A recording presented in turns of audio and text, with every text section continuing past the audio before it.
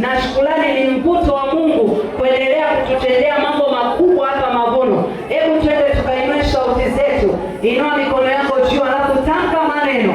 Kama unasikia kunena, tamka, mwambie Mungu asante. Baba, katika jina la Yesu, asante Bwana, wewe ni mkuu sana, wewe uko juu sana, uko juu ya vyote. Asante Mungu kwa kuwa wewe unaweza, kwa kuwa unatenda mambo makuu, kwa kuwa unatenda miujiza.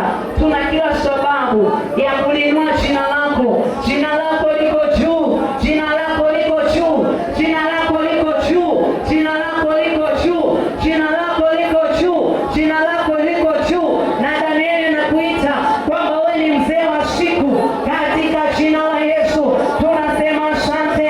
Wewe ambaye umetenda jana, wewe ambaye umetenda leo, wewe ambaye utaendelea kutenda, tunapokushukuru Bwana, tunaamini kwamba wewe ubadiliki. Wewe ni yule yule jana, leo na hata milele. Unatenda leo, ulitenda jana, utaendelea kutenda.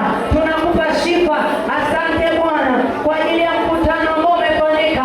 Asante Bwana kwa ajili ya semina.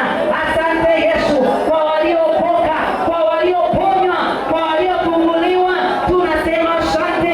Asante Roho Mtakatifu ambao umehusika.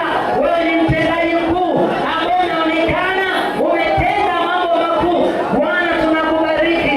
Asante Mungu hata kwa ajili ya watu waliokuja mbele zako wakitoa shukrani kwa yale ambayo umeyatenda, kwa yale ambayo umeyafanyia, kama vile ambavyo walivyoimba Musa pamoja na Israeli, wakaimba wimbo ule, wimbo wa Musa, wakishukuru jinsi ambavyo Mungu umeokoa kwenye ile bahari, katika jina la Yesu.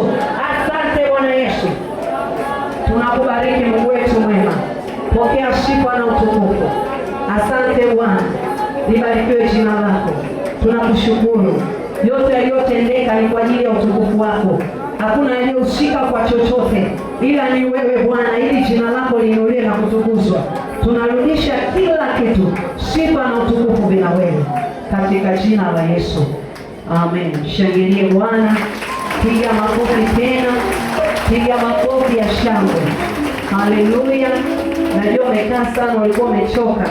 Wakati huu ni kuombe usikae.